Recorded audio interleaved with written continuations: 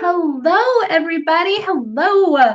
Happy post-holiday, I guess. Happy post-holiday. How are you all? When you are here, say hello. Let me know that you're here. I am so excited to talk to you. I feel like on weeks when there's a holiday, and so last week, right, with the Thanksgiving holiday here in the United States, I didn't go live and I missed you all. And so here I am going live, and I think I actually am going live like everywhere. I meant to go, hi Lana, I meant to go live in only the All In Entrepreneur, but it looks like I'm going live on my personal page and on my business page. So for everybody who's catching me, hello. Feel free to pop in if this topic interests you at all, or share it if you know somebody that might need to hear this. So how are you, Lana? How was your holiday? I'm so excited to talk to you all. I decided to hop on and do this Facebook Live, well, for a few reasons. So after the holiday, I kind of have been getting some messages just with general questions around like, hey, Rita, the year is coming to an end. I have this question for you about my business. I was wondering if I could run this strategy by you. And a lot of these conversations are happening with my clients and with members of my private clients and members of my mastermind and members of the All In Entrepreneur. And I thought, the answers that I'm giving are the same. And so why not just come online and talk about this with everyone? So as I started talking about this, right, at the same time, as many of you have seen, I have like everybody, right? I created a holiday special and put it out there because people were saying, Rita, I want to close out my year. I know you close out your year like a CEO every year, but I don't know what that means. And can you tell me? So I created this little bundle, and I'll talk about that later, but I created this bundle to help people close out their business in a different way than they might have done it before. And as I was talking about this bundle, here are some of the things that I started to hear from people. So I started hearing, well, Rita, this is great, but my business just isn't where I wanted it to get this year. Or I didn't generate the revenue that I was really hoping to generate this year, Rita. Or, I'm ending this year not with the clients that I needed to sign, Rita. I had someone tell me, I have a lot of clarity about next year. Like things felt like a struggle this year, but I'm hoping that next year it just changes that. Rita, I grew a little, but it wasn't the growth I hoped for. So can any of you who are watching resonate with any of those statements? Type it in the comments and let me know. And if you're watching on replay, let me know as well. But I see Lana says, I did hibernate after eating too much. Well, it was easy to hibernate. It was easy to hibernate this holiday, Lana. So I wanted to bring this up because these are statements that I'm just hearing through conversations. I'm seeing posted in my group, right? As we get to the end of the year, a lot of people are saying, good riddance 2020 for all kinds of reasons. But my entrepreneurs are really saying, good riddance 2020. I just didn't get what I wanted, but I think it was 2020 specific. And I'm hoping that the new year will help bring new energy and new clients and new opportunities for growth. And I can't wait till 2021.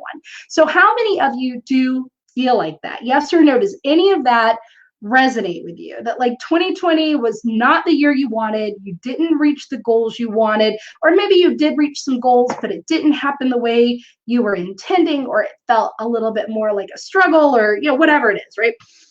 And so as I've been having these conversations, I realized, okay, I need to share this because there really is one thing that blocks entrepreneurs from having that business growth that they want more than anything else. So when a business owner is telling me that they're not signing the clients that they want, when a business owner is telling me that they're not making the money that they want, or that growth isn't happening the way they want it, or that it still feels like a struggle, or whatever it is, right? Whatever that thing is, I can always pin it to this. And I know a lot of you are like, oh, it's mindset, or it's whatever.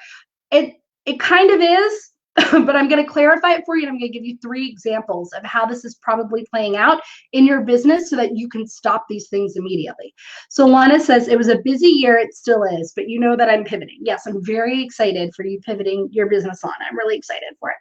So Okay, so what is this thing? What is this one thing that is blocking entrepreneurs from achieving the growth? And some people are like, oh, well, it must be something about consistency, or it must be something about visibility, or maybe it's that Rita's going to tell me I need to use Facebook more or less, that are, or I should have, I should be sending newsletters, or I should be, right? That's where everybody always goes. They jump to the strategy. They're like, well, surely if I'm not getting the clients I want, it's about my client strategy. And if I'm not getting the revenue I want, right, then it's about my money generation strategy. And if I'm not getting all of these things they want, it must be something about the strategy, right? And while that's not totally inaccurate, okay, that's not a totally inaccurate thing, I want you to see that there's actually a step before that, that when you're not like expanding that lens far enough back to see this, you're not addressing the real problem, right? So it's more like it's a symptom, right? The reason that your strategy isn't getting you the clients you want, or the reason that your strategy isn't getting you the money you want, or the reason that your strategy isn't getting the opportunities that you want is usually related to this bigger block. It's all stemming from there. So when you keep trying to solve the strategy problem, right? Like, how many of you have said this before? Like, oh, I post on social media, but I'm not getting the clients I want, so I'm going to post more. I guess I need to post more. I need to post with more frequency, or I need to post in more places, or I need to post in more whatever, right? Or I have a newsletter, but I've never really gotten a client from a newsletter. So I just need to send more. I need to send more newsletters. I need to send newsletters weekly, or I need to send them 2 times a week, or I just need to be more consistent with my newsletters. Yes, no, is this sounding like any of you? And don't forget, I do come back and I comment on comments during the replay. So definitely comment. But like, everybody wants to jump to the strategy, right? And they just think, well, then I need to do more, or I need to be in different places doing the same thing, or I need to do the same thing, but more times, or maybe it's not this platform, but it's that platform, right? They want to tweak the strategy. And what I'm here to say is it's actually something else, okay? So the block that I'm about to share, it's something else. And it's the same whether you're trying to get your first client, or whether you are trying to just generate more revenue. Maybe you're trying to make your first revenue, generate your first revenue in your business, or you're trying to generate $10,000, or you're trying to go to whatever that next level is. It's the same if you're trying to scale your business with larger programs, or more products, right? Like a larger product offering. It's the same whether you're almost fully booked and you're just trying to get fully booked, right? The block is the same. So whatever you're trying to reach, right? This block is always the same. So when I learned this concept, and I took time to really understand it, because I know when I say it, you guys are going to go, oh, Rita, I've heard that before. I have heard that before, right? To which I'm always like, cool, so how well are you doing that? If you've heard it before, how well are you doing it? Or why is this information showing up for you again? Or why are you hearing this, right? How can you apply it better? Why is this coming up on your radar, right?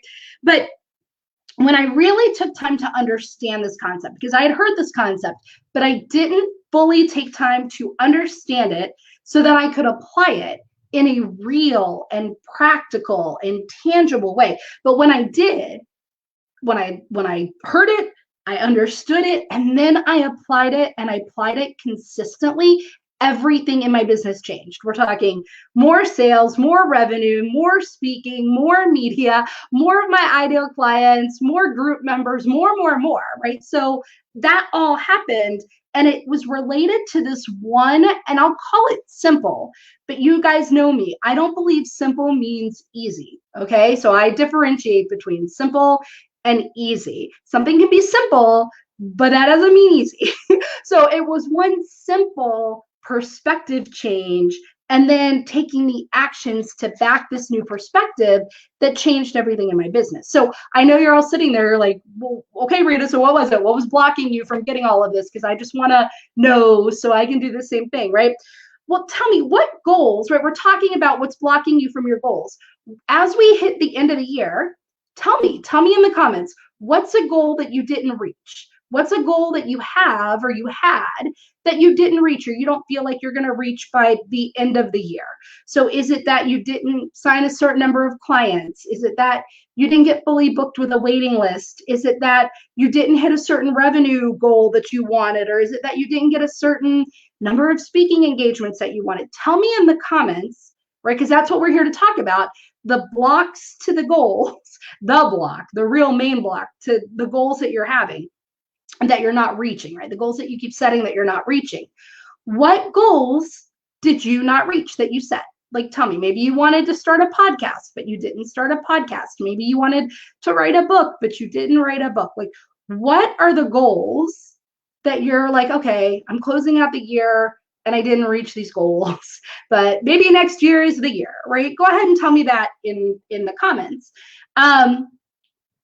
And then, right, the next question that you should really ask yourself after you identify this, and I hope you guys will share it with me. Like, the more, I will say this, because I don't normally go live on my personal page and not even really on my business page. I usually reserve this particular weekly Facebook Live just for my community, the All-In Entrepreneur. So some of you are just catching this and are like, what is going on?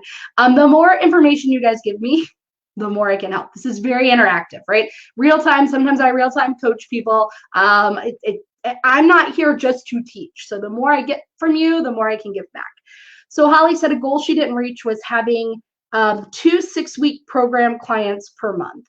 I think part of the block is not everyone can afford my price point. Okay. So the block to getting the clients you're saying is not your block, it's the block of other people, that other people don't feel like they can afford your price point even though they want it, and that is blocking you. Okay, so you answered my second question, right? Because the question is, what goal have you not reached and why, right? Why have you not reached that goal? And here's what people say, right, to that why. Well, I didn't reach my client goal, I didn't reach my money goal, and I think what I need is more time, right? I think I need more time, or I think I need more visibility, or I think I need more consistency, or I think I need a different mindset, or I think I need more admin support, or I think I need more whatever. So do one of those answers sound like it? I think I need more of the right audience. I need to get in front of more people. I need to get in front of like more of the right kinds of people with money who can afford my program. I need more of this. Like, does anything like that sound familiar to like what you need in order to achieve the goals that you have not yet achieved? So Caitlin said, connecting with my audience in a non-selling way to share craft ideas and how to. So that was a goal that Caitlin had for this year that she didn't meet. And Caitlin, I would ask you the same question, right? Why? Like, it's totally fine not to reach a goal, right? I close out years often without goals having been reached, but it's usually a choice along the way. And if it's right there at the end and not a choice, like I identify why it happened, right? So Holly's like, yes, okay. So I need more of the right people, right? This is something, Holly, you and I have talked about that before. I don't believe that there's a magical land where the right people are living and spending their money, right? But that's a very normal feeling and a very normal response. Is like, well, I just need more of something, right? I need more of this. So when people say, well, I need more visibility, or I need more consistency, maybe I just need more newsletters, or I need more social media posts, and that all falls under more visibility, right? But I need more. My question is, well, are you sure? So like, Holly, what's drawing you to make the decision that it's different people, that being in front of different people is what's causing you to not sign the clients you want? What facts, what information, what data backs that up, Holly, right? That's what I want to ask you. What facts, what information, and what data backs that up for you? So Lana says, that sounds interesting. Where's the group, right? Caitlin's like, I want to do this. And Lana's like, I'm in. And Caitlin's like, but I didn't do it. I didn't do it, right? Caitlin says, how I spend my time was changed by COVID. Sure, that happened to everybody, right? Kids are at home 100% of the time now. Like, things needed to change, right? And so some things had to go and some things stayed. And that's like absolutely fine, right? But Holly, so for you, what you're saying, okay, here's a goal I didn't reach. I didn't sign the number of clients I want. And I said, well, why didn't you reach that goal? And you're like, well, I don't think they can afford my price point. I don't think they can afford me. And I'm saying, well, where is the data that the people who you sold to, who said no to working with you, could not afford you? Do you have data that backs that up? Do you have data? Do you have, I say data. I really always say data. Like data is the way that I say it while Holly's waiting to answer. I say data in my regular life. For some reason I get on Facebook Lives and I'm like, data. We need the data. It's like data, right? Just like I say pecan and it drives my husband crazy. He's like, it's pecan. Like it's a pecan. It's a pecan. He's like, no. Holly says the people that I'm in front of now seem to not be interested in the programs or say they can't afford it. Price is too high. So again, seem to not be interested in the programs, right? And like, or just say that they can't. They tell me on a clarity call, that's too much money, right? And I will say, and I think that a lot of people in business know that that's kind of a response to that people use for a catch-all for a lot, right? Oh, I'm sorry, I can't afford that right now. When really what they want to say is no, or really it's just they're scared to pay the price and they're kind of wanting you to reaffirm the value or show them that you're going to get the result, right? So the idea is you don't actually have data, you have an assumption based on something. Is that fair to say, Holly? So like, you don't know if these people can actually afford you or not, right? You didn't dig into their bank accounts. You didn't dig into their like, you know, statements and how much money they generate and what their expenses are and how much they have left over and how much they don't have left over, right? You're going based off of like a feeling, right? Well, they seem to not be interested, or like they say that it's a little bit outside of their price range right now, or they say that that's just not where they want to spend money on something right now, right? So you're making it from this personal kind of reaction place. Would that be fair, Holly? Like you hear something, you feel something in your heart or in your soul or in your gut, and you're just assuming all kinds of things, right? Based off of that. So like somebody tells me, right, oh, you know, Rita, that's a little bit high for me right now. That doesn't mean they can't afford it. Do you know what I mean? That doesn't mean that they can't afford it. If someone's like, oh, that's a little more than I wanted to spend right now, or that's a little bit outside of my budget right now, or that's a little bit outside of my, that is just a window into something. Sometimes they can't afford it, right? Sometimes people can't afford it, but it's not an automatic they can't afford it, right? It may be that they can afford it, but it's not a priority for them. It may be they could pay for it, but they're not really seeing the value in it. They're not seeing that they're going to get back the value. And I didn't do a good job of explaining the value. Maybe they're not feeling the urgency. So again, it's not a priority of where they want to invest their money. Maybe they're hesitant to spend that much money, right? Because that is a scary thing to invest money. And they're just wanting someone to assure them and reassure them that they're going to be taken care of and supported. Do you see what I'm saying, Holly? So like sometimes people are like, I can't flat out afford this. Like I do not have $1 in the bank account. Now, again, this isn't a conversation about sales objections. So I'll talk about this real quickly, but then I want to move on to the bigger thing, right? Sometimes people say, Rita, you know, ooh, that your private coaching, that's high. That's outside of my budget. Like, I don't really think I can afford that.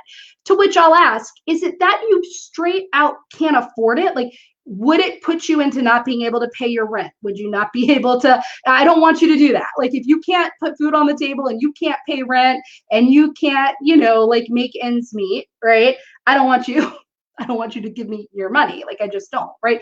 Or is it more like you could afford it, but you're just not certain that you're going to recoup that money? Or is it that you could afford it, but things will feel a little tight? Right? And you're just really wanting to make sure that this is a great way to invest your money. Or is it, and then they'll say, okay, it's a little bit of that, right? And Holly says, yeah, they're wanting to be sure they're not wasting their money or time. Do you see how that's very different than I can't afford it, right? So sometimes we take a statement and we assume, okay, well, they can't afford it. Sometimes, I mean, I tell this story all the time about like, when I worked at Container Store, and for some reason they put me on designing Elfa closets. If anybody from the Container Store is watching, Jamie and Author, if you're watching right now, I don't know why you put me on designing closets when I worked at the Container Store. I am terrible with like measurements and all. I was a good closet seller. I was a terrible closet designer, but they put me on, right? And I'll say, so on the same hand, I'm saying I was good. Now I'm going to tell you a story about where I was bad. But when I was designing the closets, I would always design down. I would project my money, like what I would spend on a closet and what I would think is too much. And what I would like design down based on that. Or I would assume because of how somebody came into the store or the way they were dressed or what they looked like that maybe they wanted to spend a certain amount of money. And I would design the closet that way, right? Like I was making assumptions on things. So Holly, I'm really glad that you said, wait a minute, you're right. They want to be sure they're not wasting their money or wasting their time. They're wanting you to have a bigger conversation about that, right? But people feel very hesitant to say, is this going to be a waste of my time? They want you to have that conversation with them, but they're not always going to open the door or know how to open the door. So their way of doing it is, ooh, that's a little high, but that doesn't mean I can't afford it. Or like, oh, that's more than I was thinking, but that doesn't mean I don't want to pay for it, right? It just means I want to have a conversation around this. But let's get into why that's happening. So this is a really great example, right? Sometimes it's that you need more. Sometimes you need more consistency. You need more visibility. You need more time. You need more mindset. Like sometimes, right? Sometimes you need a different audience. Sometimes, right? But most of the time it's not. So how do you know? How do you know if you're like, I didn't reach this goal? Here's what I think I need to reach this goal. Sometimes it's that thing. And sometimes it's not that thing. So how do you know? And it's in this, okay? So it's in this that we find the shift, that we find the new perspective that we're talking about, that we find the block, right? So I'm about to say what the block is, and the concept that I grabbed and the shift that I grabbed in my mind and the mindset that I changed that allowed me, right? And it's usually because, right, the decisions that you make, so you're not reaching a goal or you have a goal to reach and you make all these decisions around actions and strategy and ways you're interacting with people and what you say, what you don't say, the kinds of conversations you'll have, right? Because Holly just said, this is another great example, Holly. Thanks for being an example for my life. Holly says, plus, I don't want to be seen as a browbeater or being overly aggressive when I follow up with a connection, right? So again, it's like, most of the decisions of entrepreneurs when they're not reaching their goals, okay? They have a goal, they're not reaching it, they're whatever that goal is. I will say, well, what actions are you taking? What decisions are you making? What are you saying or not saying? What kinds of conversations are you having or not having? Like, what are you doing? How are you showing up, right? All of this, most of those decisions, when I talk to them and I trace it, are being made from fear, are being made from a scarcity-based mindset, are being made from what will other people think about me, are being made from what are other people doing in their business or doing in the industry that I'm in, being made from, that comparison, right? Being made from your personal money situation. So they're always like, well, here's my personal money situation. So I'm making decisions like this, or I don't feel comfortable doing this. I personally don't feel comfortable doing this. So I'm not doing this in my business, right? Holly, true or false that some of the things you just said, those decisions, those actions, words you're saying, things you're doing or not doing are coming from those places. How many else's of you out there, how many others out there feel the same way? Be honest. I mean, I've been there before. I think we've all been there before, right? I would be remiss to act like I never made a decision from any of those places, right? A business decision from any of these places. But when it comes to your pricing, right? So we're talking again about the goals you're not reaching in your business, and they're usually client goals, customer goals, sales goals, right? Money goals, all of that. All of these things that require actions, that require you to do or not do things, to show up in a certain way or not show up in a certain way, to take certain opportunities or not, to have certain conversations or not. How many of you make those decisions around what you will or won't do, what you will or won't say, how you are showing up or not showing up based on any of those things that I said? Right? Based on fear, based on scarcity, based on what other people will think, what other people are doing, what your personal financial situation is, what your personal comfort level is. Yes? Type yes in the comments if you have ever made a business decision from any of those places, right? And I promise you will not be alone. I mean, if I could type yes right now, I would type yes. I would say, yes, I have made a decision or two, right? Or more from that place, right? Especially at the beginning of my business, right? But what I want you to see is that all of those things are centered around you. right? They're centered around you. What your bank account says, right? What your bank account says is dictating what you'll say on sales conversations, or how you're showing up in your marketing, or what you're doing on sales calls, right? What you think other people will say about you, right? Like how you think you look and sound. So many people will decide to do video or not do video based on how they like look or how they sound, right? Like what people feel like they should be doing because of what other people are doing, right? People make decisions about their business because of their personal schedule with their children, their personal schedule with their spouse, their personal energy levels. So yes or no, how many of you have ever made the decisions about the actions you will or won't take in your business, the things you will or won't do in your business, the way you show up or won't show up in your business from any of those things? Personal financial situations, other people's opinions, how you feel you think you look and you sound, your appearance, right? And what other people will think of you if you show up, what other people are doing, what you think you should be doing, what you think you shouldn't be doing, right? Your personal schedule, like your personal home situation, your energy level, right? And I'm not saying that this is where I'm getting, when we get to the three things, don't worry. Don't be like, Rita. A lot of people are like, but Rita, I'm having a business to support my life, so I want to spend time with my family. I'm not telling you can't. In fact, that's the exact opposite of what I'm telling you. So I want you to hang on, right? But how many of you have made decisions, yes or no, from any of those places, right? You guys are being quiet. I see you all watching me. You guys are being quiet, right? But I know that so many of you have, right? And here's the thing. This is the big thing. This is the shift. This is the perspective, right? This is the concept. And then I'm going to explain it. You are not your business. You own a business. Do you see the difference? You are not your business. You own a business, right?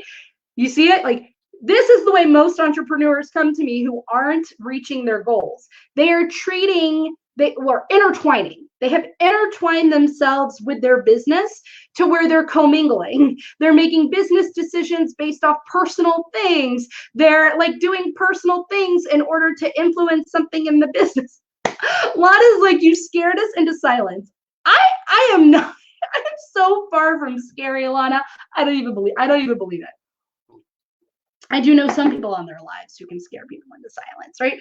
But do you see what I'm saying? Like, so many people have intertwined, they're commingling their personal life with their business. And I get it, because we're solo. Many of us are solopreneurs, right? We're like a single member LLC, or a one member, like sole proprietorship or something like that, right? One member LLC, sole proprietor. So many of us are just us, that it can be easy to commingle and start thinking you are the business, especially because you hear, like, on one hand, people buy you, people buy who you are, people buy, people buy from people, they don't buy from businesses. And that's not mutually exclusive to what I'm saying, right?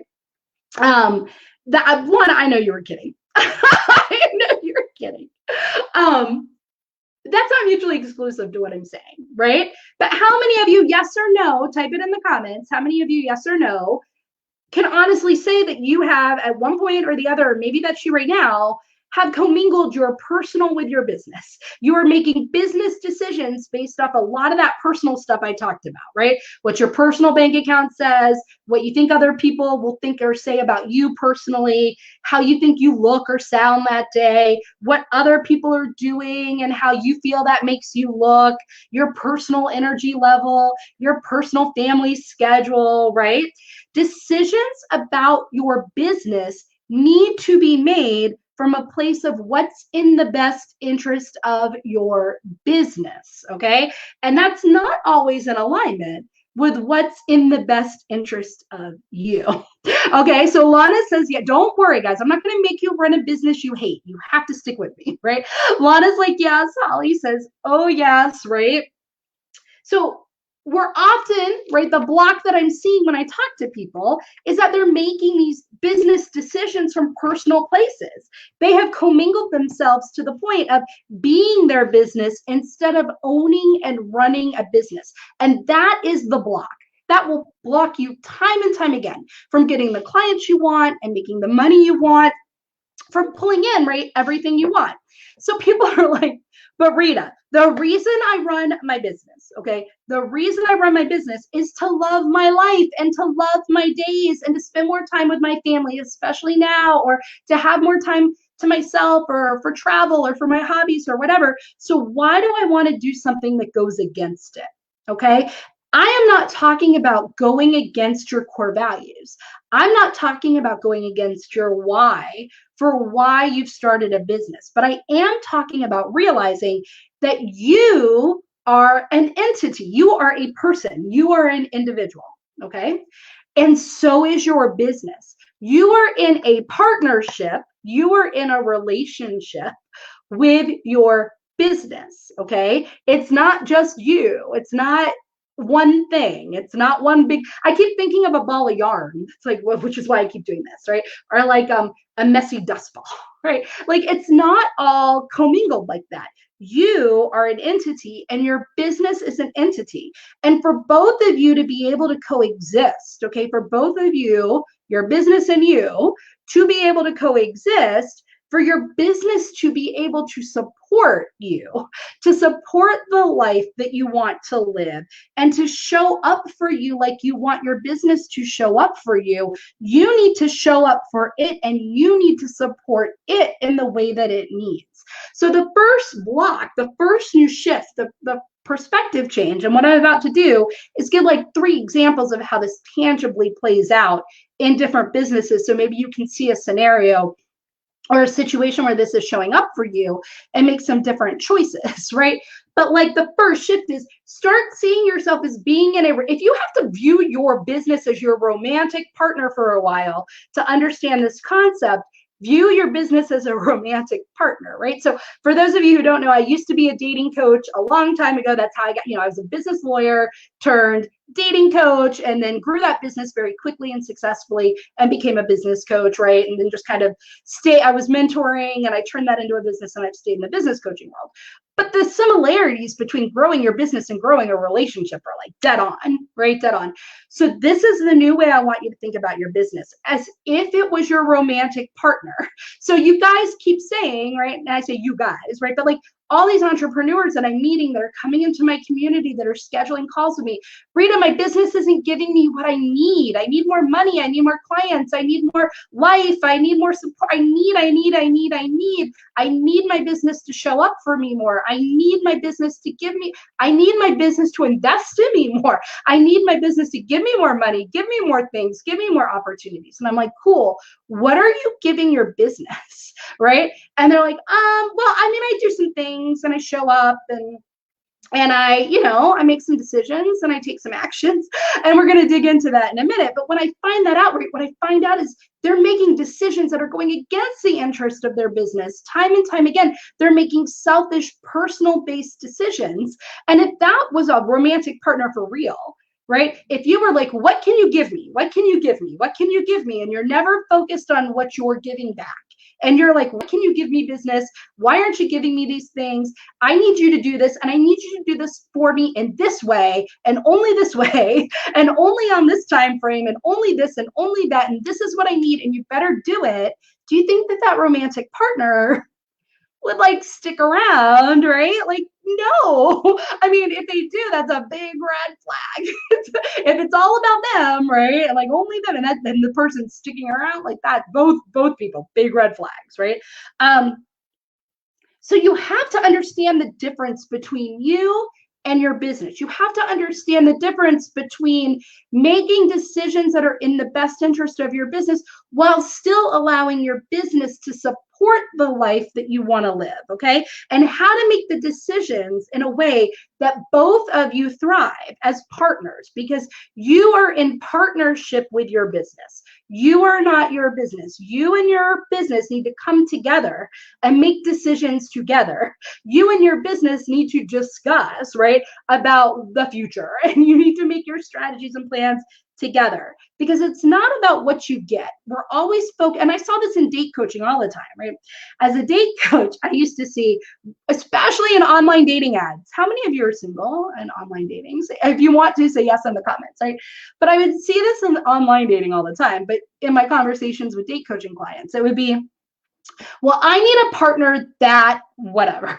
I need a partner who understands romance, and I need a partner who's going to buy me flowers, and I need a partner that's going to come to dinner with my family every Wednesday, and I need a partner who's going to understand that I want to hang out with the girls, and I need a partner who's going to be there when I'm sad and support me, and I need a partner that's going to want to cook for me, and I need a partner who's going to need to understand that I'm an ambitious woman that needs to go do these things, and I need a partner that, right? So as a dating coach, I would hear that all the time, and I'd say, cool.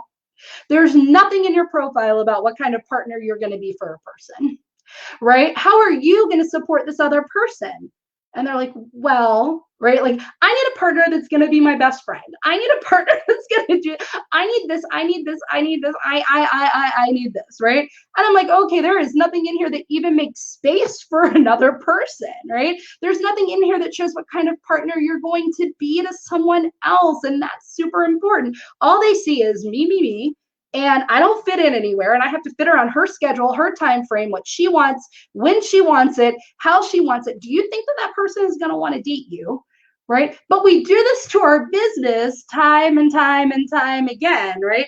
And I say this because people are saying, right, I want a business so that I can live my life. How many of you have your own business because you want it to give you more time with your family, right? I know Caitlin, I don't know if you're still here, but Caitlin made decisions, right? Because she wants to spend more time with her family. Like COVID brought on some different ways of thinking about what her priorities were, right? People tend to run their own business so they have the freedom to make these decisions, right? They're like, hey, I want a business so I can have more freedom and less structure. I want a business so I have more flexibility. I want a business so I can be there for my kids. I want a business so I can travel when I want. I want a business so I can work the hours I want, when I want, how I want, blah, blah, right? How many of you have a business for any of those reasons? Holly's like, I wanted to be my own boss. I couldn't stand working for someone else, right? So she wants a business so she can have the freedom to like do what she wants, when she wants, make the calls, make the decisions, right? But so many people are saying, I want a business that supports my life, right? And when I start telling them this new way of thinking and so new actions to take, they resist it. They start resisting it because that's the resistance. That's the excuse that comes back.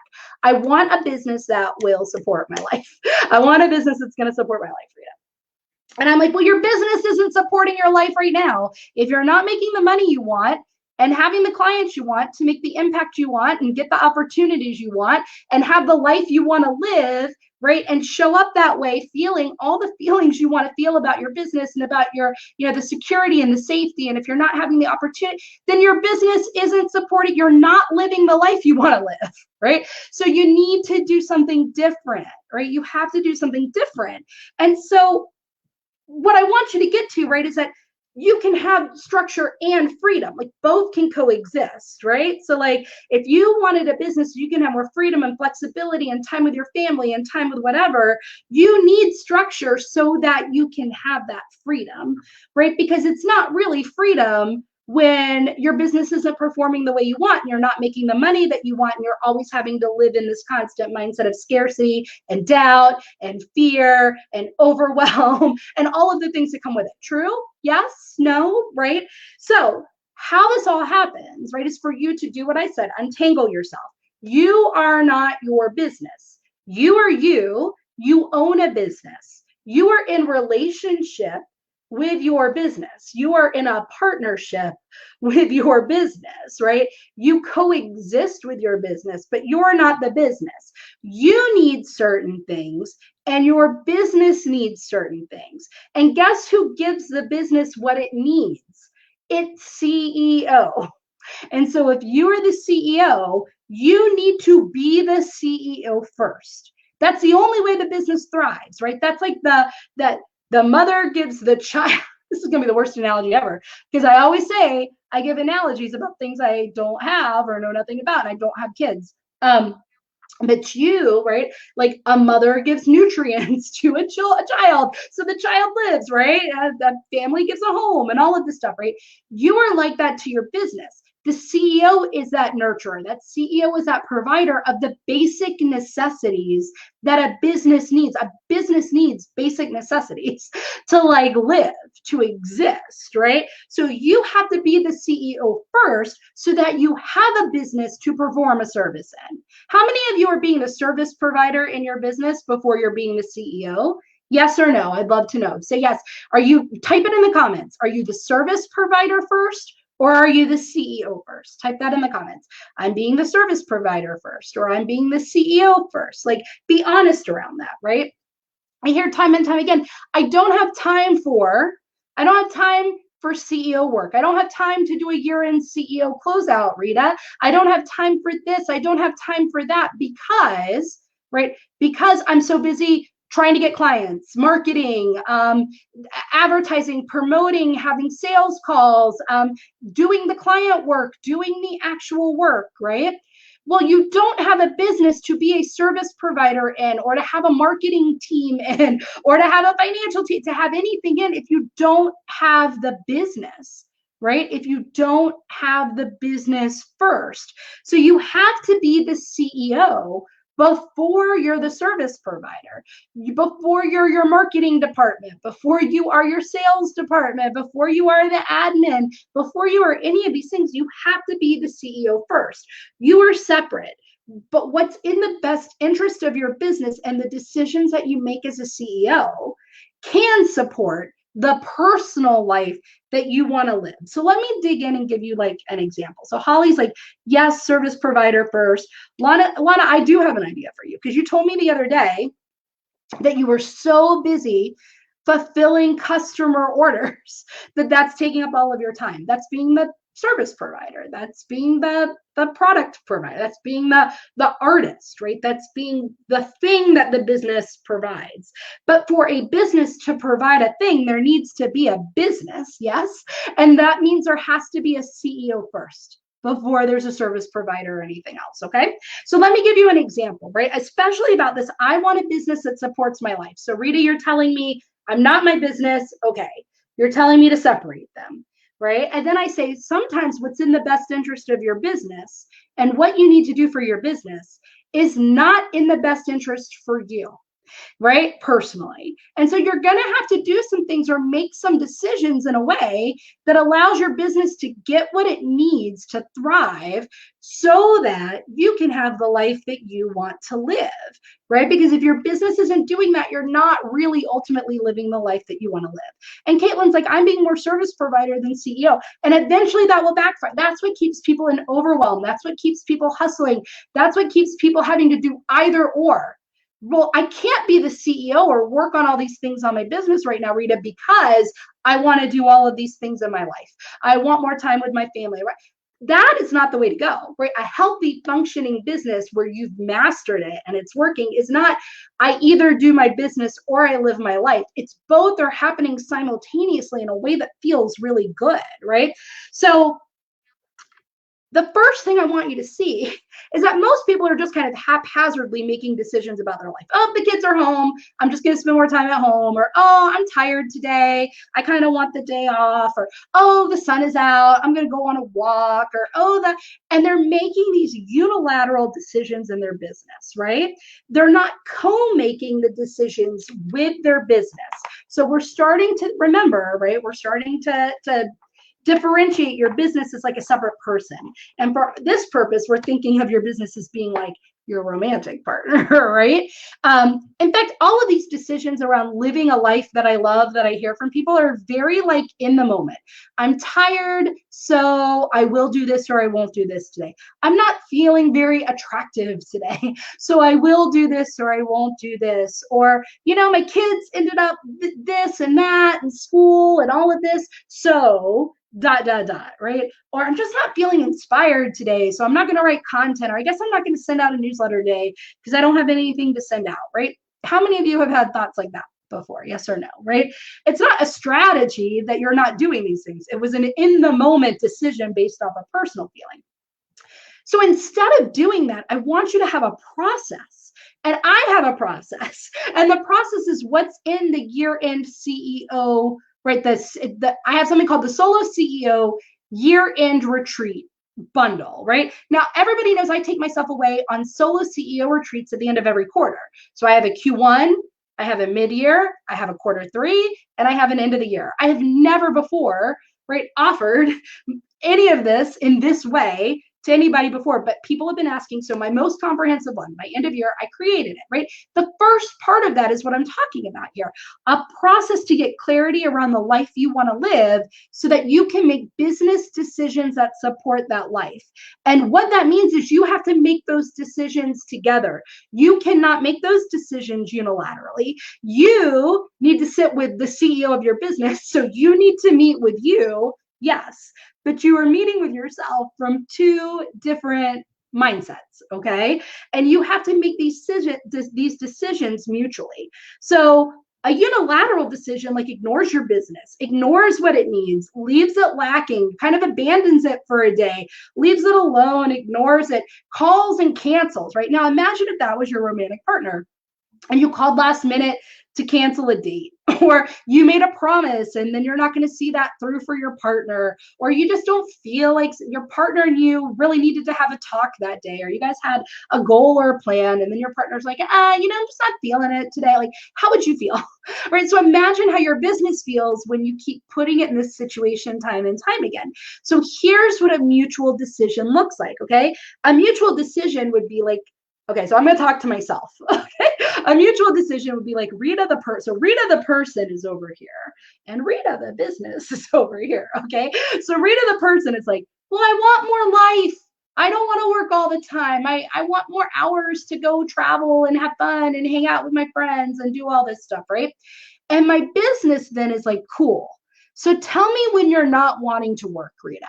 Tell me when you're not wanting to work. And I'm like, well, I don't really want to start my day till like 9 o'clock because I love my mornings and I have this whole morning routine with sunrise and exercise and journaling and all this stuff I love. So I'd really rather not start work till 9 o'clock. Okay, cool. Right. All right, business. And also, I don't want to work on the weekends. Okay, cool. And I'd really like to be done. My husband ends work at 7 o'clock at night. So I'd really like to be done at 7 o'clock at night. Okay, cool. We're blocking all this time off. All right. Then I'd love to take a lunch hour every day. Like where I get away from my desk and I go walk and cool, we're going to block out that lunch hour every day. Okay, great. So now my business and I have had a conversation. My business took the business calendar and said, Rita can't come in the mornings until 9. Rita can't work after 7. Rita doesn't work on the weekends. Here's Rita's lunch break, right? Then the business looks at me and says, okay, so that leaves you with X number of hours, right? Maybe that leaves me with 15 hours or 20 hours in a week. That leaves you with 20 hours, Rita, in a week. What do you need to do in those 20 hours? So then I tell my business, okay, I like start listing the things that I need to do in those 20 hours. It's like, I need to do this and I need to do client work and I need to do some training in my industry. And here's some admin stuff I do. And I need to do marketing and I need to do business building and I need to create some PowerPoints and I need to manage my team. And so I list out for the business everything I need to do. And the business is like, well, Rita, we have a problem. Right? We have a problem because everything you just listed out is taking you 30 hours a week. But you just told me, right, that you only want to work these hours. So you only have 20 hours to work, but you have 30 hours of things to do. So now we need to make some decisions together. Rita, we need to make some decisions so that the life you want to live, which is not working until 9 and not working after 7 and taking a lunch hour and not working on the weekends, we want to support that life. As your business, Rita, I want to support that life. But that means we need to make some decisions in your business. So out of all of these things, what things don't need to happen? Let's cross those off. Okay, now out of what's left, what do you maybe need to delegate, right? Or Rita, there's no way that in 20 hours a week you can serve all these clients, right? So you're going to either have to have fewer clients at a higher price point, or you're going to have to work more hours. Or do you see how I can start making business decisions that will support the life that I want to live? Does that make sense? Holly says, I want to be able to actually take a lunch break where I can take my time and enjoy lunch. So Holly, why aren't you doing that? Why are you not doing that every single day? Why have you not put on your calendar 12 o'clock to 1 o'clock, Monday to Friday, lunch break away and doing it, right? Lana says lunch breaks are sacred, right? Lunch breaks are sacred. But do you guys see what I'm saying? So a lot of times people are just making very reactive in the moment without strategy decisions on the day-to-day based on personal feelings on how they want to personally show up that day, right? But if you were an employee of a business, if you were an employee and you went in and you told the CEO, look, I'm just kind of tired today, so I'm just going to nap it. I'm going to go home and nap it, right? I just don't want to really do work today. But thanks, peace out, right? Or if you were like, oh, I know that you needed me to do this video, Mr. or Mrs. CEO of this business. I know you needed me to do this video, but like, my hair is not looking really good today, and so I'm just not going to do it, right? I know I'm supposed to send out this newsletter, just not really feeling inspired to write it. Like, would you keep your job or would your CEO fire you? Right? Like your CEO would fire you, right? But if there was a collective decision around, hey, here's the deal. Like, I need to be able to have a writing window every day so I can write when I'm most inspired, or I need this time carved out already. You start making decisions with your business. Does that make sense? Holly's like, because there's usually something else sitting on the time block, a meeting or something else. So Holly, why is that happening? Why is there something else getting scheduled over your lunch? Right? Why?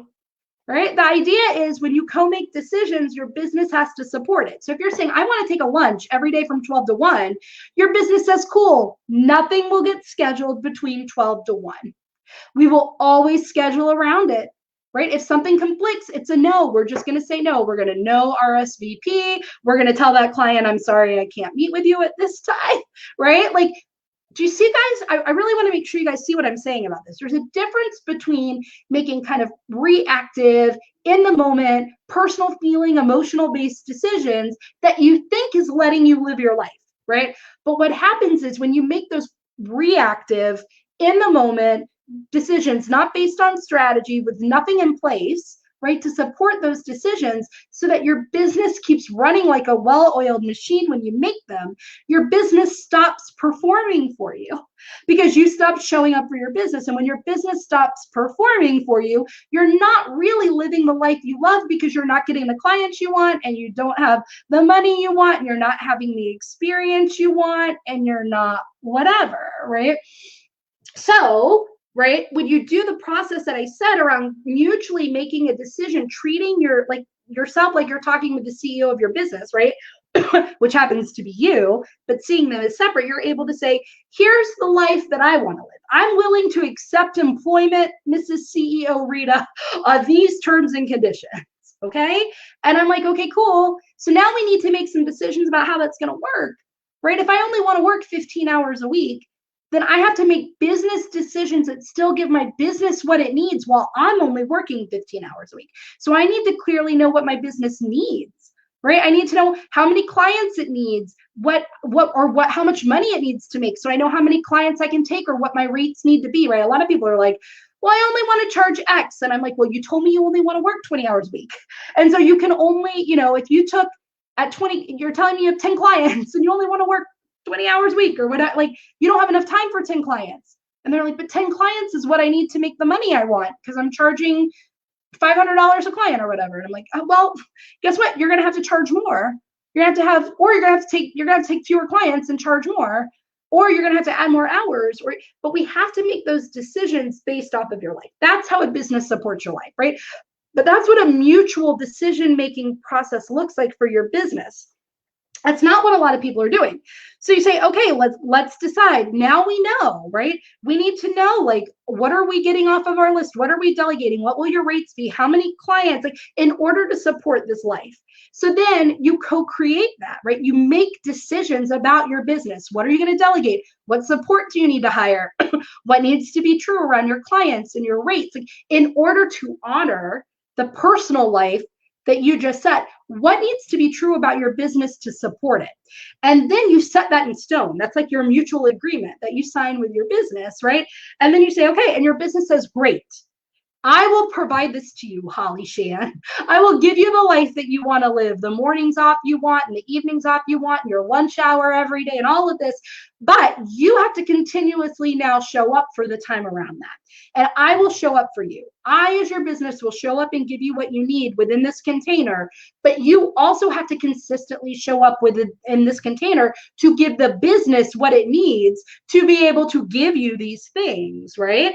So it doesn't matter if you're sick or you're tired or you're whatever. I need you to show up, or we need to have a plan in place. Because the next thing will be, well, Rita, let's say that I set my business, like you said, I schedule my life first, then I make decisions in my business to support it.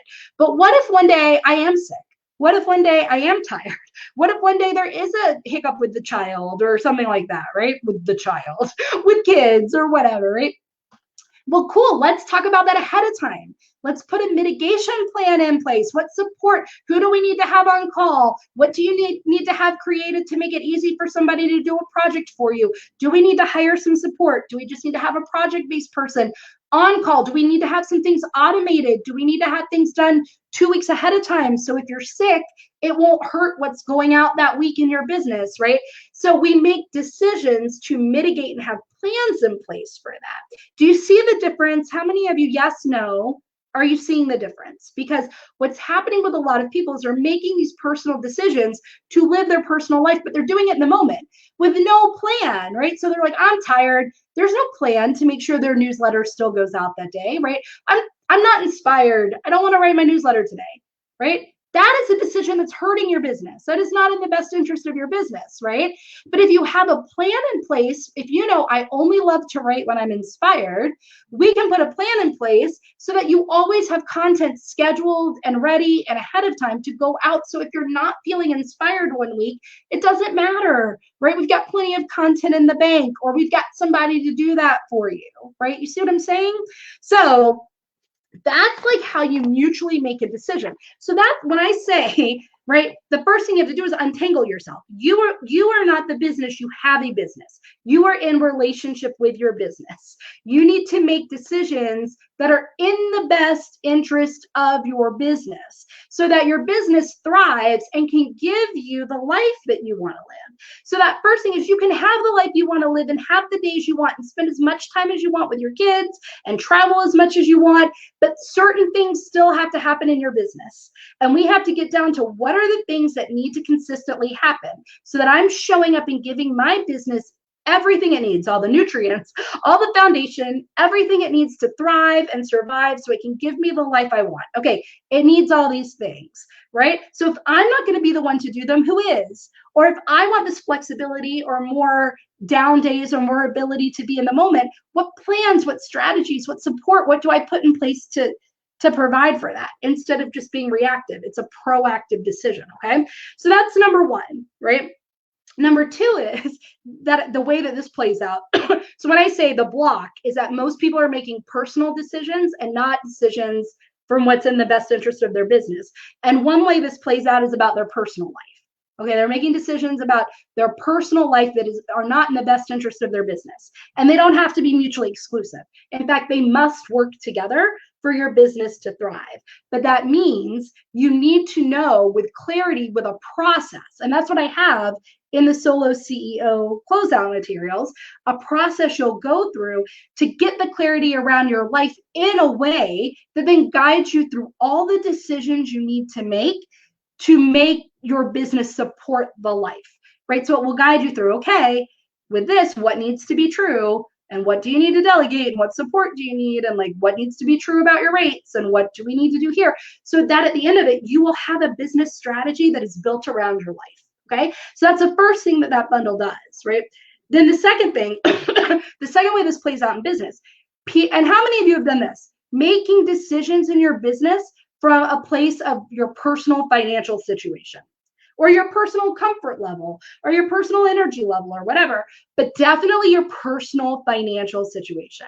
So I see this a lot, right? Well, Rita, I need to be able to pay the rent and I need to be able to pay the mortgage and I need to be able to pay for this and I need to be able to pay for that. So my rates are, I don't know, I'm going to make this up. Somebody might say my rates are $500 a month, right? But I need clients, Rita, I need clients. So I keep getting on these sales calls and people say they want to work with me and I'll discount it. I'll say, hey, you know what?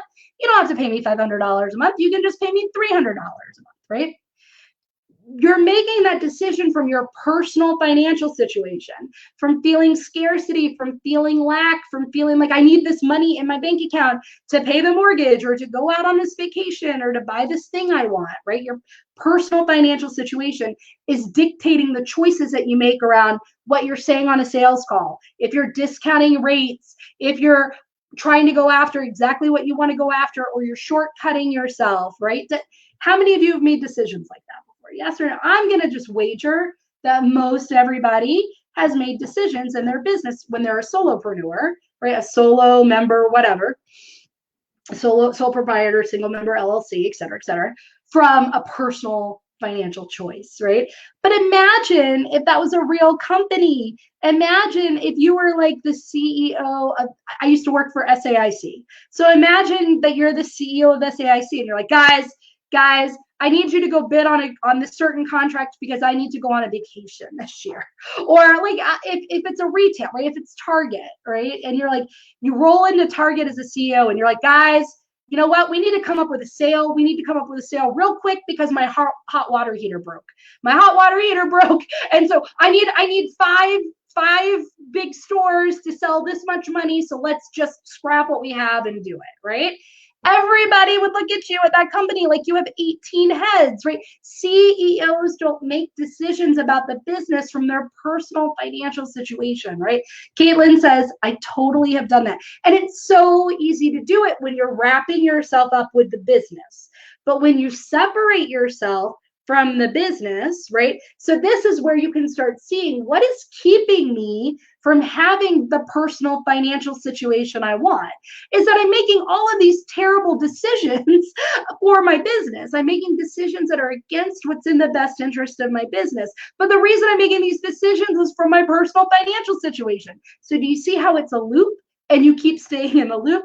I don't have the personal financial situation I want, causing me to make really bad business decisions that are not in the best interest of my business, taking on clients I don't want, at rates I don't want, saying yes to work I don't want, doing things I don't want, right? All of these things, which keep me in this terrible personal financial situation, right? Someone, I don't know who you are because I can't see your name, but I see Facebook user says, you are so right. Caitlin says, I totally feel like you just keep yourself in this loop, right? The only way you'll break out of the loop is by making decisions that are in the best interest of your business, which may not be some of the decisions that are in the best interest of your financial situation at the moment. But you need to see the trajectory to getting there. And there are ways that we can create strategies to bridge the gap, right? So what's in the best interest of your business? Like, let's say we planned for your life and now it's like, okay, so now I know I need fewer clients at a higher price point, but that terrifies me personally because I need money now and I'm scared I'm going to get a lot of no's, right? We can create a plan to bridge that gap. We can create a plan for like some cash infusion or a plan to take on certain clients and then replace those clients with other clients. We can be strategic about it. But if you're not strategic about it, you're going to stay in the loop because you're always going to be making these decisions, right? From this personal financial situation.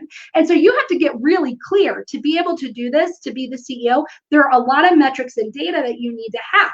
So you need to say, okay, what is the financial situation of my business, right? What does that look like? How is my business performing? Now, what's the personal financial situation I have?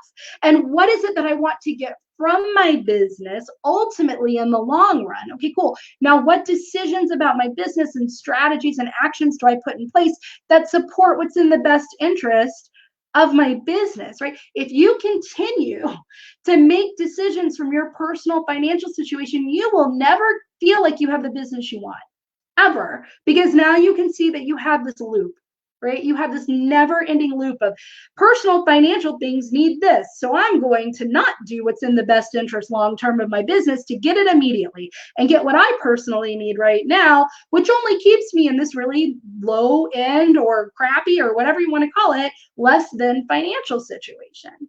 Right? You have to separate yourself from your business. But we do this also. So again, like just imagine if your business was your romantic partner and you were constantly making decisions that only benefited you but hurt it. Would they leave? Like, I need to get gifts. I need to get gifts. I need to get taken out to dinner. I need this. I saw this in date coaching too. I need, right? And then it's like, but I'm not giving. I'm not giving back. I'm not investing, right? Sometimes your business needs you to invest in it. It needs you to buy something. I'm not going to lie. It needs you to buy something like the Solo CEO year-end retreat bundle so you can start working through a process to get in the mindset and the habit of separating yourself from your business so you're making decisions from the place of the CEO. Because what this bundle does is has you go through and gather all of the data, all of the information, all of the answers to the questions, everything you need to say, great, now I see the decisions that I need to make in my business. Let me make them in a way that will support the life I want while also allowing my business to thrive.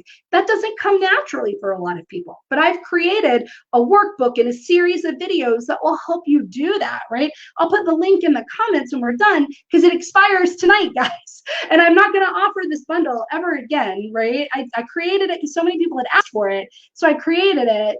But I'm not going to offer, because the bundle is the videos, the workbook, and a private intensive with me. And the 90-minute intensive with me is normally $597.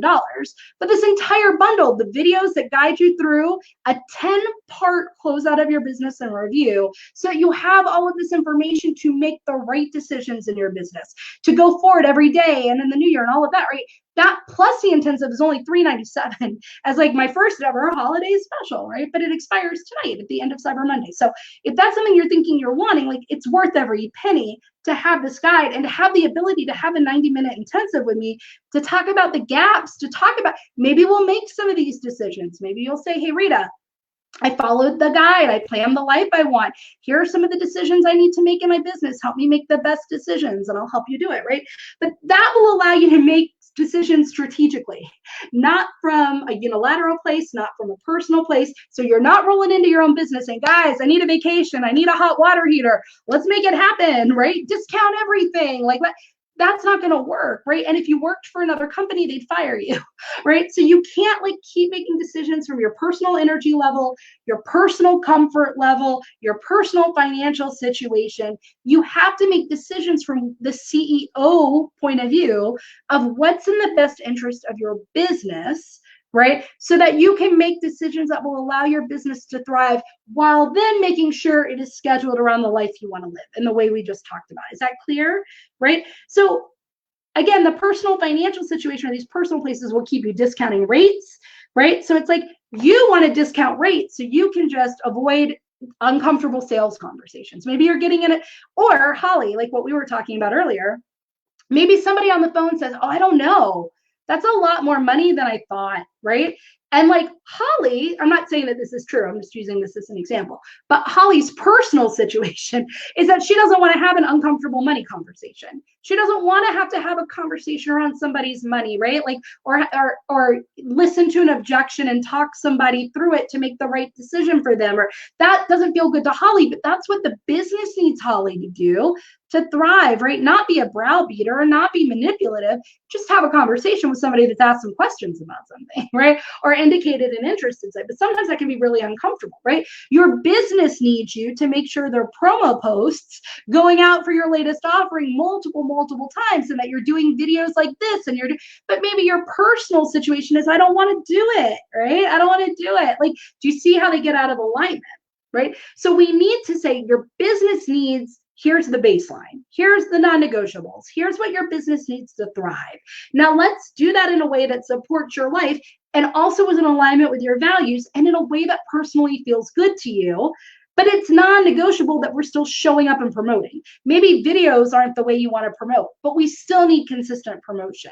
So we'll come up with a way to do that. Your business needs you to be consistent, meaning you can't take off when you're tired. You can't take off when you're sick. You can't take off when you're taking a personal family vacation unless you have a contingency plan, unless you have things all automated and still firing on all cylinders, or support or somebody to make the magic all happen even while you're gone. You can absolutely do that. We just have to make decisions to put that in place, right? People will so easily get angry that their business is not showing up for them and giving them what they want and what they need, right? They're like, it's not giving me what I want. It's not giving me what I need. I'm ready to throw in the towel, but I will dig and find out you're not giving your business what it wants. You're not giving your business what it needs. No wonder it's not showing up for you. This is not a one-way ticket, one-way street. This is a relationship. You have to give, give, give in order for it to give to you. What are you giving? People will be like, oh, I don't know, my personal financial situation, investing in this thing that I know will grow my business is really tight, right? Is really tight. That doesn't feel great to me. I'll have to like cut out some things that I love, or I'll have, but your business is like, I need that. I need that investment. I promise if you give me that investment, I will give it back to you tenfold, right? So like we're always focused on what we're getting, but not what we're giving. Do you see that? And the third way that this shows up, the third and final way real quick, is with what I call guessing games. Okay, so when you're not giving the business what it really needs, but you think you are. So let me give an example of that. It could be that I was talking to somebody today. I'll tell you this real quick. I was talking to somebody today who said, Rita, I've got a lot of clarity for next year. Like I know all my goals for next year. I know what I want to achieve. I feel really good. I'm not really sure that your CEO solo retreat, year-end retreat bundle is right for me. I don't think I need to close out the year. I don't think I need to gather all this data or metrics or information or anything, or even work through this closeout, because I kind of have an idea of what I want to do. And I said, okay, so what do you want to do? And I mean, it was more detailed than what I'm going to tell you, but like, they were like, I want to get more clients, want to make more money. I have a higher sales goal. And I kind of know the offerings that I want to make it happen. I'm going to get more private clients. I'm going to sell this thing and I'm going to do this thing. And I'm like, great, let's dig deeper, right? What actions do you think you need to take to make it happen? And I've been posting on social media. I think I just need to post more on social media. Or I've been sending some newsletters. I think I need to send more. Or I've been going networking. I just think I need to network more, right? I'm like, okay, cool. So again, what makes you think that you need more? Well, just because what I've been doing isn't working. But what you're doing isn't working. It could be because you're not doing it enough. That might be one reason, but it could be for a million other reasons. It could be the mail provider that you're using to send, the email provider that you're using, the email service that you're using to send your emails is sending it to spam for everybody. It could be that your subject lines aren't performing well. It could be the topics that you're talking about aren't topics that are engaging people. It could be the time of day that you're posting in your group isn't working, right? There are a million other reasons why what you're doing isn't working. It could be that you're not talking to a very targeted audience. It could be they don't see the urgency in what you're doing. It could be you're not in front of the wrong people. You're just talking about the wrong things so that they're not seeing themselves in it, right? It could be that you are networking in the wrong places, and not that the networking just needs you to do more. More of the wrong thing isn't going to get you more, right? So it's like, people are like, I have an idea of my goals and I know the things that will get me there. But then when I get to the specific actions or strategy, they're just guessing. When I say, cool, how do you know that Rita, newsletters didn't work for me? So I'm not going to do newsletters next year. Okay, cool. How do you know? Well, nobody ever hired me from a newsletter.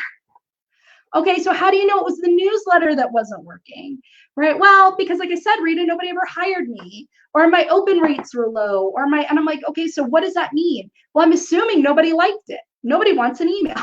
No, that's an assumption, right? We need to back that up on data. We need to find out, was your email getting delivered? Was it getting delivered to a spam folder? How many people opened it? How many people clicked on things? Like, we need to do a follow-up survey. We need to do all of these things to get the real information and data you need. Otherwise, you're just making guessing game decisions, right? But people think those are real decisions because they sound real. Like, oh, I want to make $50,000 more next year. And I know if I want to make $50,000 more, then that's 10 new clients that I need next year. So I'll just sign 10 new clients. And I'm like, well, cool. What are you going to do to get the clients? Well, I think I'll post on social media more, and I think I'll do that. Okay, cool. Why do you think that those are the right actions to get more clients? Also, do you really think that getting more clients is the best way to get more money? Well, I don't know, Rita. Like, I don't know why I'm saying it. I'm just kind of saying it because I think I should, or this personally is what feels good to me, or this is what I know, or this is what I'm comfortable with. That's where we put the kibosh on that. That's where we need to like slow your roll a little bit, right? You need the right data. You need the right, but a lot of people don't know what the right data is, right? People don't know what are the right metrics, what are the right things that will help me, right? That will help me do this. And so what I want you to see, right, is that that's what you need to gather. That's what being the CEO is, right? Success comes from who you're being, guys, and not what you're doing. Success comes from who you're being and not what you're doing. So it's about showing up as the successful CEO of your business. That's everything we've talked about. And this final piece, right? Which means you need to make not only decisions that are in the best interest of your business, but the decisions that are in the best interest of your business are decisions that are backed by data, decisions that are backed by logic and information, right? So that's what we do, right? Like this whole guide. So for those of you who don't know, it expires tonight.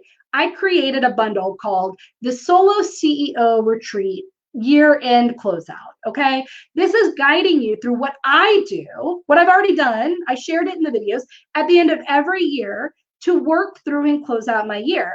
I've set this up in a way where if you want to take yourself away on a retreat, whether that's away or just in your house away, you can do it like a 3-day retreat. But you can also break this out into 10 minutes a day, 15 minutes a day for the rest of the month or through the end of this month and the beginning of next month. It doesn't matter when you do it, guys.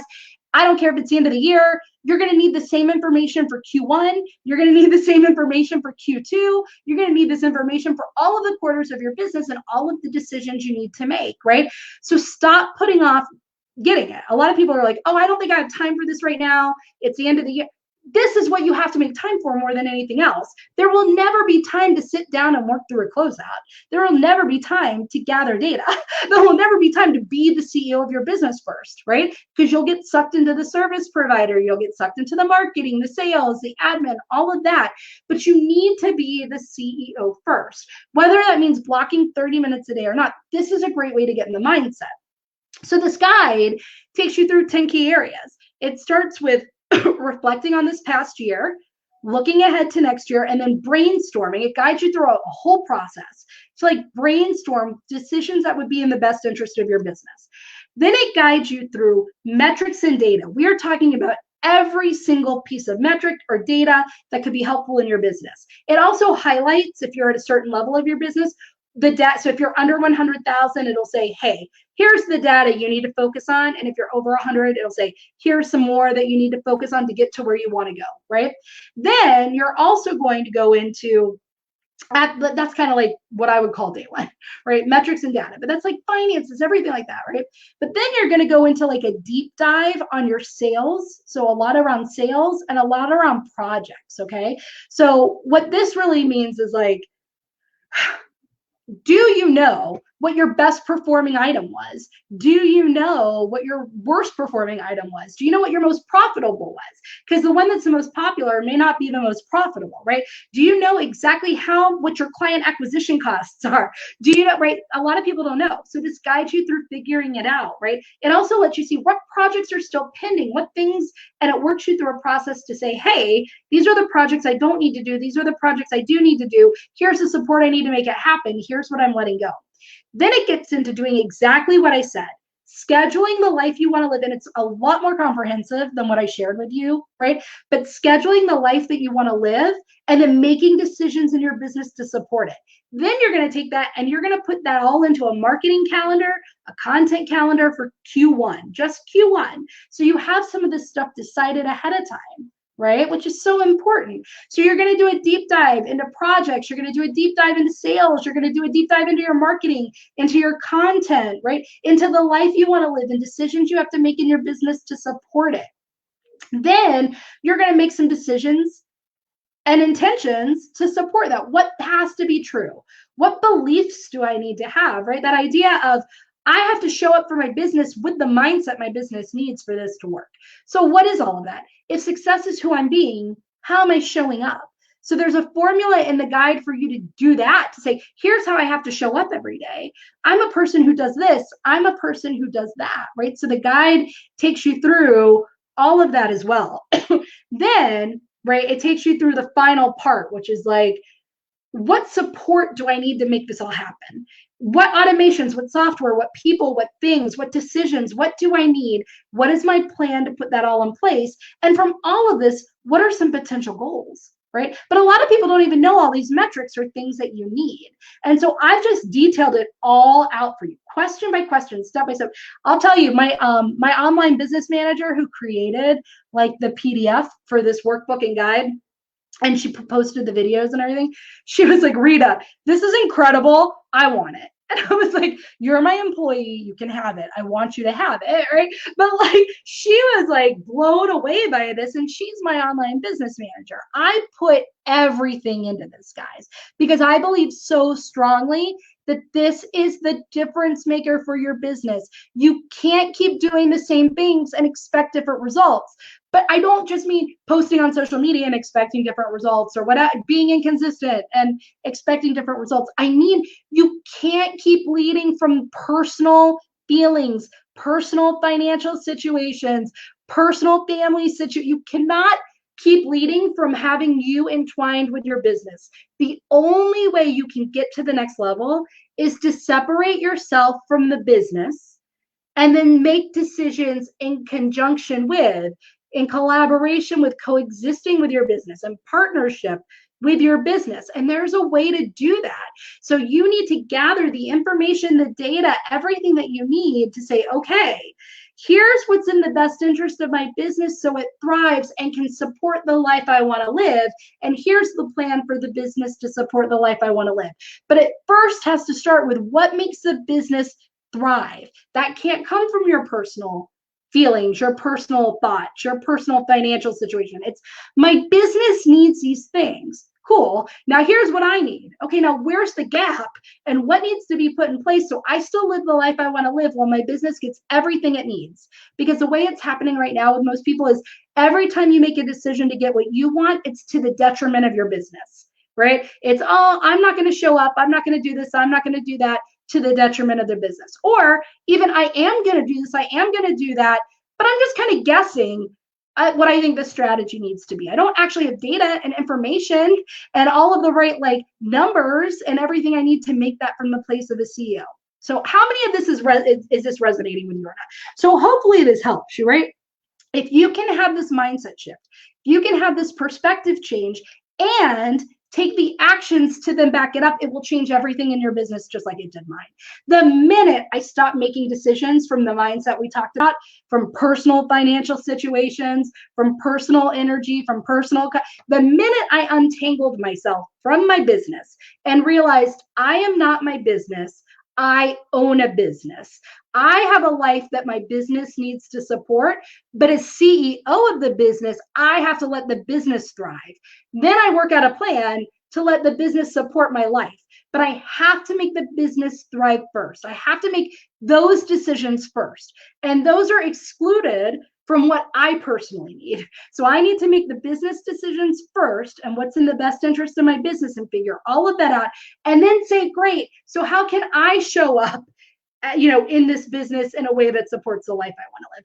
That's what this guide guides you through. So I know a lot of you wanted this. Like I know Caitlin said she was interested. I know a couple of people said they were interested, but they were worried because they're not going to have the time to do it. Guys, it's your time, right? First of all, my question is, I don't know how you can't have the time to do it, right? But also now, I need to be the CEO every day. I have to show up. And I mean, you can get weekends off, guys. You know what I mean? But you know what I mean when I say you have to show up every day, right?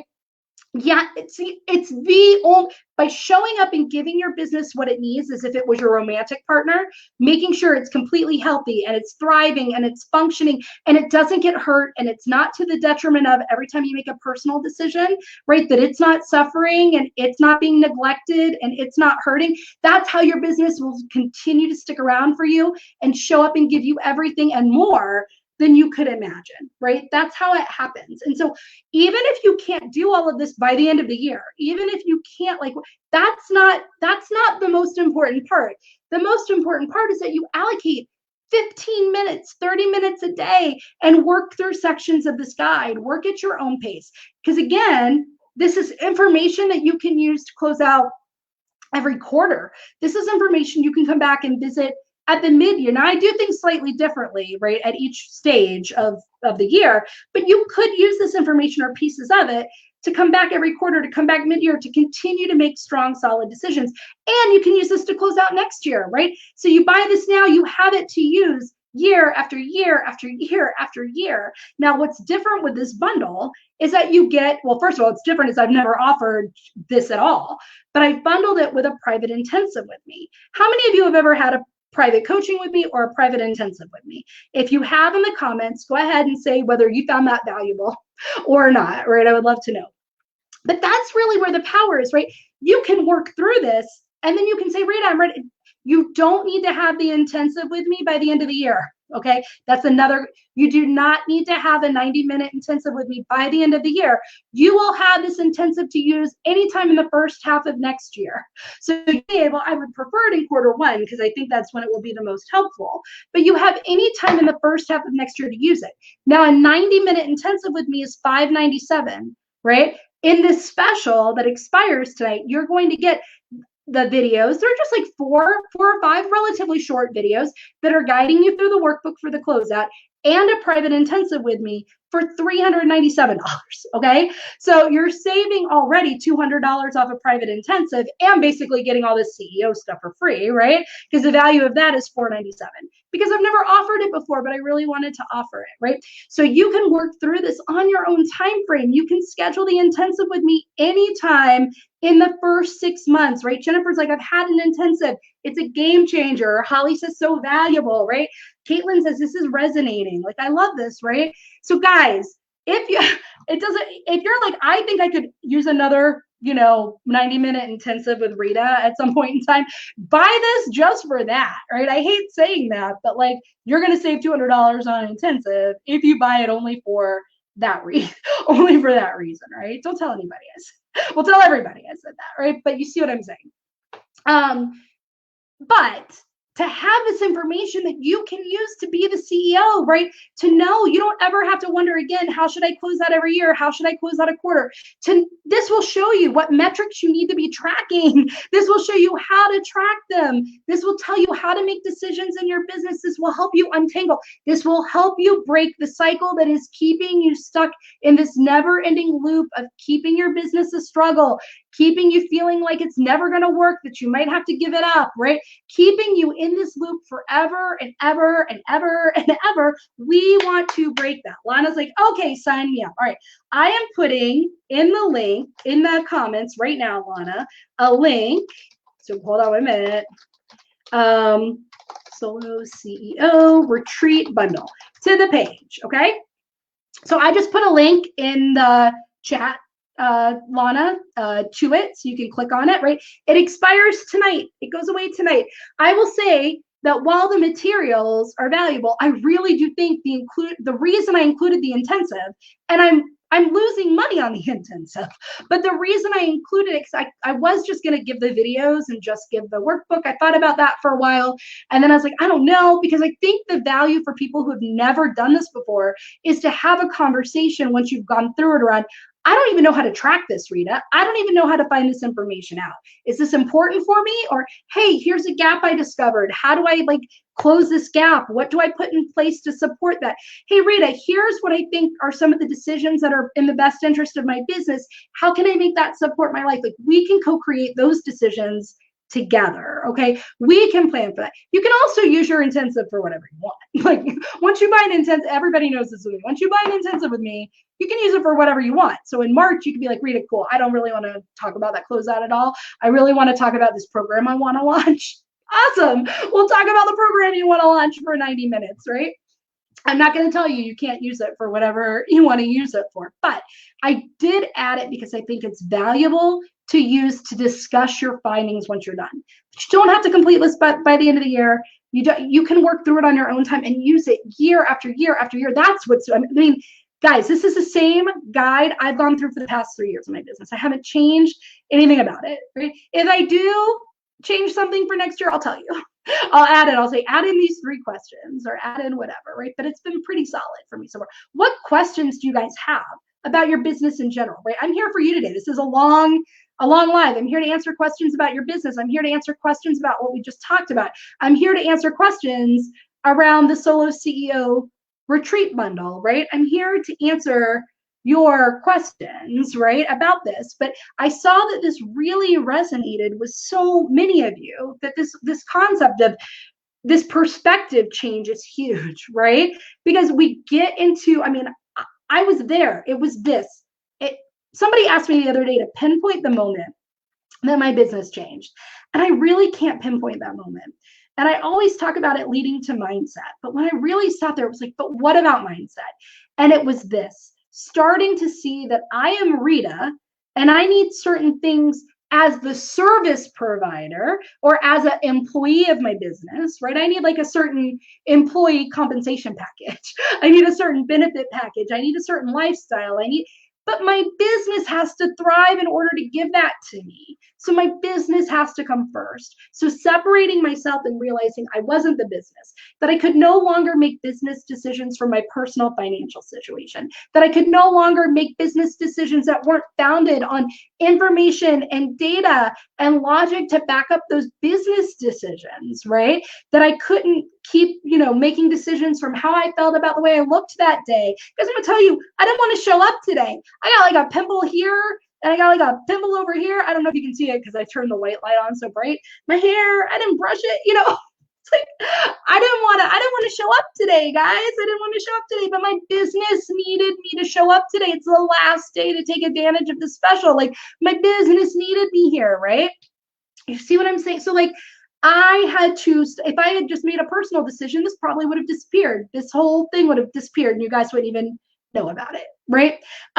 So anyway, that's what I'm saying. This is the game changer. This is the difference maker. You are not your business. You own a business. Every decision you make that is a business decision needs to be what's in the best interest of your business. And sometimes that means it won't be in your best interest, right? But you still have to show up for your business as its CEO, and then as its service provider, and then as its marketing team, right? You have to show up as a CEO first so that all these other departments can thrive. And so your business thrives, so then your business can support your life. But if you're not doing that first and you're over here being reactive about your life, right, your business is never going to get to the place where it can really support it. So you think you're making decisions to support your life, but because you're going against decisions that are in the best interest of your business, you're hurting everything that can actually ultimately support that life. So you need to break the circle. Lana's like, got it. Oh, good. See you later, Lana. Congratulations. I'm excited to work with you. What other questions, guys? I'm going to wrap it up here if you guys don't have questions, but I would love to know an aha, a takeaway. What are you going to do different? What stuck out to you? Are you interested in the bundle? Are you thinking about it? Do you have questions? You can email me, Rita made me do it. I'll answer them tonight. Do you want to hop on the phone for a quick call? I'll talk to you about it, right? But don't wonder if this was right for you or not. Just ask me, right? You may think, hey, Rita, I don't really know that I need an intensive, or just message me, ask me. We'll have a conversation around it. But what other questions do you have? What other questions do you have? Let me know. Anything at all. Anything at all.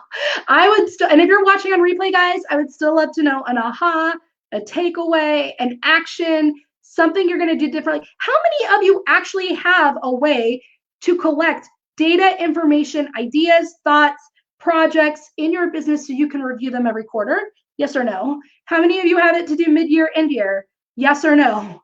How many of you have a system in place where you can, sometimes it's like people are closing out a year and they're just kind of setting goals and setting stuff that feels good. That's fine. I love my Power Sheets. It helps me set good goals. But Power Sheets is step 2 for me. It's not step 1. Right? It's only after I work through this, because the decisions and the goals that I set in my business have to be based off this stuff. So I do my closeout first, then I go to Power Sheets, right? And I set goals in my Power Sheets. And so the reason is that I have to make sure these are in the best interest of my business, but I need a process so I'm doing it the same. If I closed out my business one way one year and then decided to look at completely different things the next year and then just kind of guessed at looking at this and maybe thought about that, I'm not really comparing trends. I'm not seeing patterns. I'm not able to dissect what's working and what's not because I'm not tracking it, right? I'm not able to track it in pieces. It's like, what was the question? I was talking about a fan the other day, like a fan that blows like air on you kind of fan, right? And it's like if the fan didn't work, right? Unless you took it apart piece by piece, you wouldn't know why it stopped working. You'd just be like, oh, fan's not working, need a new fan. But if you want to know why the fan broke, you've got to troubleshoot it. You've got to take it apart, meaning you need the data on each of the pieces. You need to test the plug, you need to test the whatever. I don't know anything about the way a fan is built. Again, another analogy I know nothing about. You need to know the way that the plug works. You need to know the way that the motor works. Like you need to be able to test and get all the data and info from each of the pieces to know what was failing and what wasn't working, right? So if you keep saying, well, social media is not working or newsletters are, there are a million pieces to social media. There are a million pieces to a newsletter. If it's like sales calls aren't working for me, there are a million pieces to a sales call. If it's like networking's not working for me, there are a million pieces to networking. Or this program's not working for me, there are a million pieces to your program. Are you tracking the information and data about the individual pieces so we can really see? Like with sales calls, it's like, what's not working? Like in the sales deep dive, you're going to have this data. What's not working? Is it getting the sales calls that's not working? Or is that piece working fine and it's closing sales calls? Is it closing sales calls that's not working about specific things more than others? Is it only when a certain kind of objection comes up? Like we need the piece by piece information so that we can see what you really need to address to improve your business. If you're throwing the baby out with the bathwater, you're just going to keep playing those guessing games, right? Oh, Facebook groups don't work. What about Facebook groups don't work, right? There are a million pieces to Facebook. Have you collected the data? Is it the time of day isn't working? Is it the topic that you're talking about is not working? Have you tested it enough to know? Have you done enough to be able to gather that data? Do you know what a post Wednesday at 1 does compared to a post Thursday at 1? Have you ever tracked the metrics of your social media posts to have that data, right? Like this is what's in there. Guys, you don't have to start gathering it all at one time. You can just go through piece by piece quarter until you have it, right? It can take you a whole year to gather all this. That's fine. But get it started. Set aside a little bit of time every day to start thinking like the CEO so you can really make decisions that are in the best interest of your business, okay? Caitlin says, I'm definitely thinking more seriously about it. She doesn't have systems. Caitlin, if you have questions, message me, let me know. I'll be happy to chat with you, all of you. If you have questions, feel free to hit me up on direct messenger. Hit me up. Look at me. I'm so hip. Hit me up on private message and let me know. I'll be happy to talk to you about it. I want you to make the right decision for you. This may not be the right thing for everybody, right? But if you've never had a system before to do this, if you've never taken time to put something in place that will allow you to consistently separate yourself from your business, this is going to be it. This is my first ever holiday special, guys. I've had it up since Friday. It expires at the end of tonight, right? It's the only time that this material will be offered bundled with a private intensive with me to help you. I don't have any specials on private intensives coming up next year because I only have a few spots for those even left next year. So just the intensive alone, you're saving $200, like I said. So you can buy it just for that. But thank you guys. Have a great night. I'll talk to you all soon. I hope I see you. Take advantage of the Solo CEO year-end retreat closeout bundle, right? Because it is an amazing, amazing tool that will really help you think about your business in a different way and do this. Treat your business like a partner. Start making decisions with it. Allow it to really support your life. Don't hurt it. Don't make decisions to its detriment. Right? Really make decisions that will help you thrive. All right, everybody. I'll talk to you later. Take care. Bye.